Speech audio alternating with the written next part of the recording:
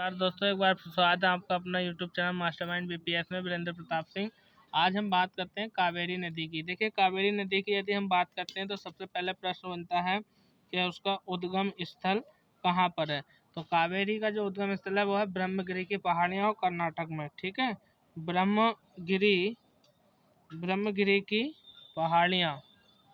और यदि हम बात करें तो ये जो है पड़ती हैं कहाँ पर, कर्नाटक में। ठीक है, यहाँ से इसका उद्गम स्थल होता है और तमिलनाडु से होते हुए ये बंगाल की खाड़ी में गिरती है। यानी तमिलनाडु से होते हुए ये जो है बंगाल की खाड़ी में गिरती है। ठीक है, उसके बाद प्रश्न क्या बनता है यहाँ से कि यह एकमात्र भारत की नदी है जो 2 मानसूनों से वर्षा प्राप्त करती है। ठीक है, यदि हम बात करें वर्षा की तो वर्षा प्राप्त करती है 2 मानसूनों से। ठीक है, 2 मानसूनों से यानी एकमात्र भारत की नदी है जो 2 मानसूनों से वर्षा प्राप्त करती है।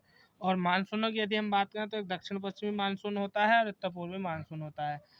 दक्षिण पश्चिम मानसून से पूरे भारत में वर्षा होती है। ठीक है, जब कर्नाटक से बहती है ये तो दक्षिण पश्चिम मानसून से वर्षा प्राप्त करती है। यानी दक्षिण पश्चिम मानसून से वर्षा प्राप्त करती है। ठीक है, और इससे जो है पूरे भारत में वर्षा होती है। जब यह तमिलनाडु में बहती है, ठीक है, तो उत्तर पूर्वी मानसून से वर्षा प्राप्त करती है। यानी जब तमिलनाडु में बहती है ये तो उत्तर पूर्वी मानसून से वर्षा प्राप्त करती है। इसलिए प्रश्न बनता है भारत की एकमात्र नदी है कावेरी जो दोनों मानसूनों से वर्षा प्राप्त करती है। फिर एक प्रश्न ये रहता है कि यह वर्ष भर भरी रहती है। ठीक है, या भरी रहती है या बहती रहती है। क्यों? क्योंकि ये दोनों मानसूनों से वर्षा प्राप्त करती है और कभी खाली नहीं होती है। अब हम बात करते हैं कावेरी नदी की लंबाई की। तो कावेरी नदी की लंबाई की हम बात करें, ये 825 किलोमीटर तक बहती है। यानी इसकी कुल लंबाई 825 किलोमीटर है। कर्नाटक और तमिलनाडु के बीच में यह विवाद का कारण है इसके जल को लेकर के। यानी विवाद जो है 2 राज्यों में है, कर्नाटक और प्लस तमिलनाडु। ठीक है, 2 राज्यों में विवाद है। उसके बाद एक प्रश्न ये बन जाता है कि इस पर जो है परियोजनाएं कौन कौन सी हैं, या हम कहते हैं परियोजनाओं को सीधा सीधा बांध। इस पर जो बांध बने हुए हैं मुख्य रूप से एक तो है शिव समुद्रम बांध, यानी शिव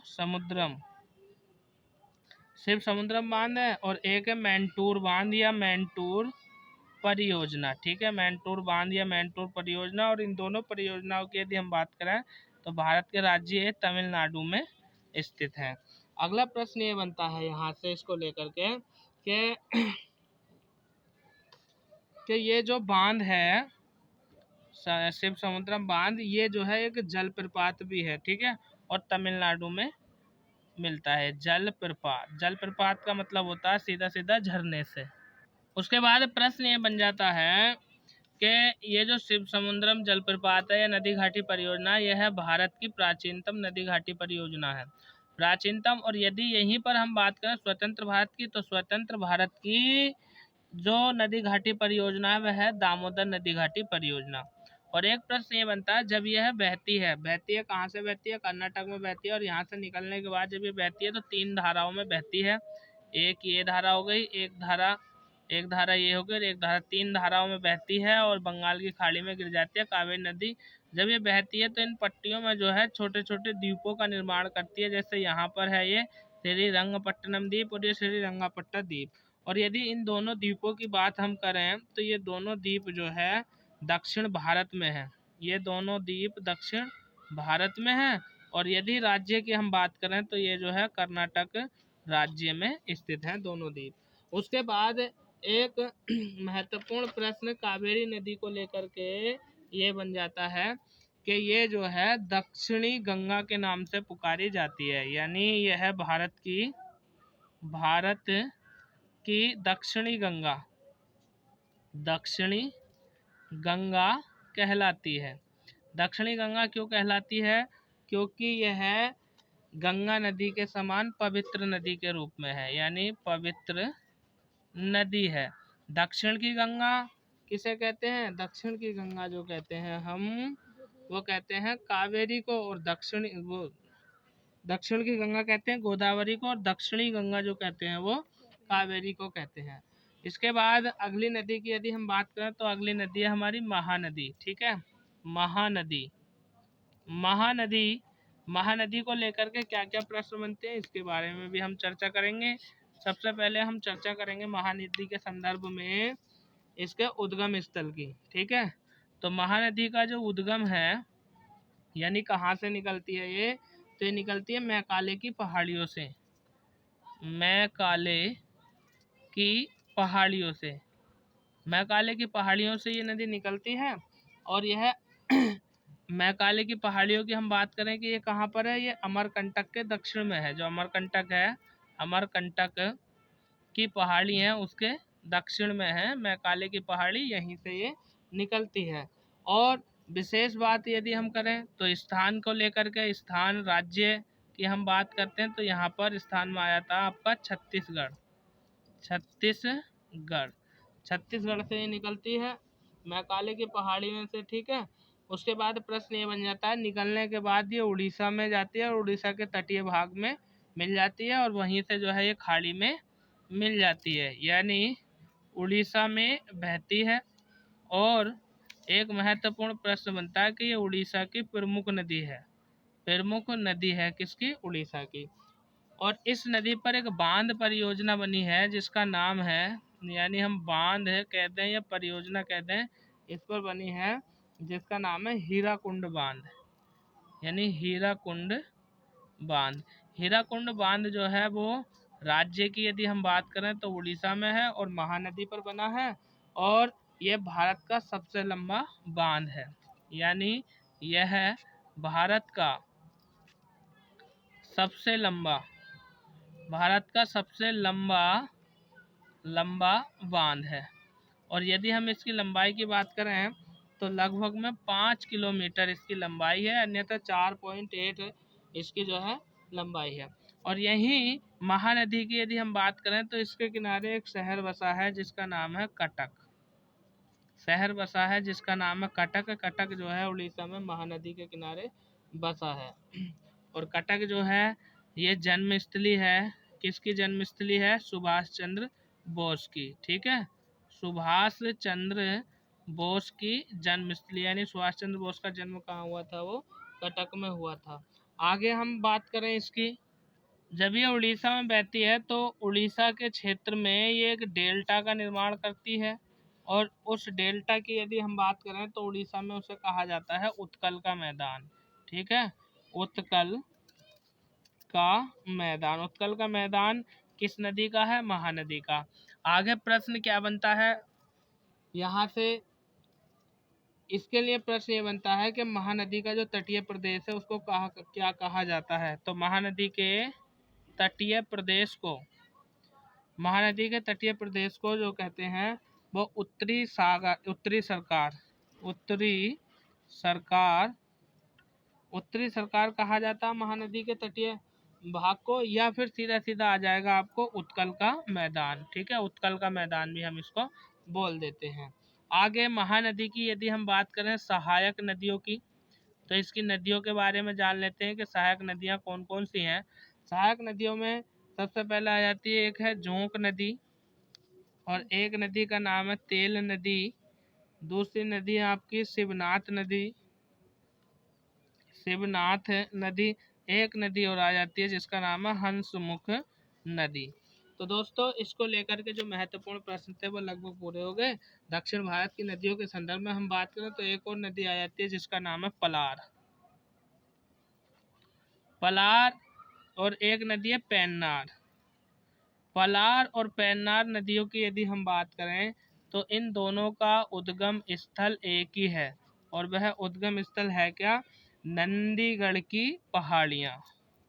नंदीगढ़ की पहाड़ियाँ, नंदीगढ़ की पहाड़ियों से ये निकलती है। और नंदीगढ़ की पहाड़ियाँ जो पड़ती हैं वो आपके भारत के राज्य कर्नाटक में पड़ती हैं। ठीक है, ये दोनों नदी कर्नाटक और आंध्र प्रदेश में बहती हैं। ये दोनों नदी कर्नाटक और आंध्र प्रदेश में बहती हैं, और यहाँ से बहने के बाद सीधी बंगाल की खाड़ी में गिर जाती हैं। ठीक है, यानी गिरती कहाँ पर है, बंगाल की खाड़ी में। उसके बाद एक और नदी आ जाती है हमारी जिसका नाम है बेंगई नदी। बेंगई नदी की यदि हम बात करते हैं तो ये भी तमिलनाडु से निकलती है, तमिलनाडु से निकलती है। और यहाँ पर यदि हम पहाड़ियों की बात करें तो बारसा नंदी की पहाड़ियाँ, बारसा नंद की पहाड़ियाँ से निकलती है ये। और बेंगई नदी की एक विशेष बात यह है कि इसके किनारे एक शहर बसा है और उस शहर का नाम है मदुरै, मदुरई या मदुरै। मदुरई शहर जो है ये प्रसिद्ध, ये है तमिलनाडु में है मदुरई शहर। और ये प्रसिद्ध है मीनाक्षी देवी के मंदिर के लिए। ठीक है, मीनाक्षी देवी का मंदिर की यदि हम बात करें तो प्रश्न आता कहाँ पर है, तमिलनाडु में। और किस शहर में, मदुरै में। और मदुरै जो बसा है वो बेंगई नदी के किनारे बसा है। एक और नदी की हम बात करते हैं जिसका नाम है ताम्रपर्णी नदी, ताम्रपर्णी नदी। ताम्रपर्णी नदी से प्रश्न क्या बनता है कि ये भी तमिलनाडु से निकलती है, तमिलनाडु से निकलती है। और उसके बाद प्रश्न बनता है कि ये गिरती कहाँ पर है, मन्नार की खाड़ी में, मन्नार की खाड़ी में, मन्नार की खाड़ी में गिरती है। और मन्नार की खाड़ी जो भाग है वो किसका भाग है, बंगाल की खाड़ी का भाग है। ठीक है, बंगाल की खाड़ी का भाग है। कभी कभी मन्नार की खाड़ी ना मिले तो बंगाल की खाड़ी ही आप लगा देना। ताम्रपर्णी नदी पर एक परियोजना बनी है जिसका नाम है पापनासम परियोजना। ठीक है, पापनासम परियोजना। और ये परियोजना भारत के राज्य तमिलनाडु में पड़ती है। ठीक है, तमिलनाडु में यह परियोजना पड़ती है। एक और नदी आ जाती है विशेष रूप से जिसकी हम बात करते हैं, स्वर्ण रेखा नदी, स्वर्ण रेखा नदी। स्वर्ण रेखा नदी की हम बात करते हैं तो ये रांची के पठार से निकलती है, रांची के पठार से निकलती है। और रांची के पठार की यदि हम बात करें तो ये कहाँ पड़ता है, आपके झारखंड में। ठीक है, झारखंड में ये पहाड़ पड़ता है, रांची का पठार। और इसके बाद ये झारखंड से निकलने के बाद ये जो है उड़ीसा में बहती है, उड़ीसा में बहती है। और उड़ीसा के बाद ये सीधी बंगाल की खाड़ी में, बंगाल की खाड़ी में गिर जाती है। एक और नदी आ जाती है जिसका नाम है ब्राह्मणी नदी। मैं यहाँ को लिख देता हूँ, ब्राह्मणी नदी। ब्राह्मणी नदी को लेकर के क्या महत्वपूर्ण प्रश्न बनते हैं। ब्राह्मणी नदी छोटा नागपुर के पठार से निकलती है, छोटा नागपुर पठार, छोटा नागपुर पठार से निकलती है। और उसके बाद ये जो है बंगाल की खाड़ी, उड़ीसा के बाद, यानी उड़ीसा के बाद सीधा सीधा बंगाल की खाड़ी में गिर जाती है। ठीक है, बंगाल की खाड़ी में गिर जाती है। तो दोस्तों यदि हम बात करें नदियों की तो प्रमुख रूप से जो नदियाँ पड़ती हैं इनकी हमने चर्चा कर ली। कल हम बात करेंगे और नदियों को लेकर के कि और कौन कौन सी नदी यहाँ पर मिलती है दक्षिण भारत में देखने के लिए। यदि ये वीडियो पसंद आया हो तो हमारे चैनल को सब्सक्राइब करो प्लीज़, यही तो हमारी मेहनत है। तो एक बार सब्सक्राइब करो, वीडियो को लाइक करो, अपने दोस्तों में शेयर करो। मैं वीरेंद्र प्रताप सिंह, कल आपसे फिर मुलाकात होगी, तब तक के लिए थैंक यू, धन्यवाद।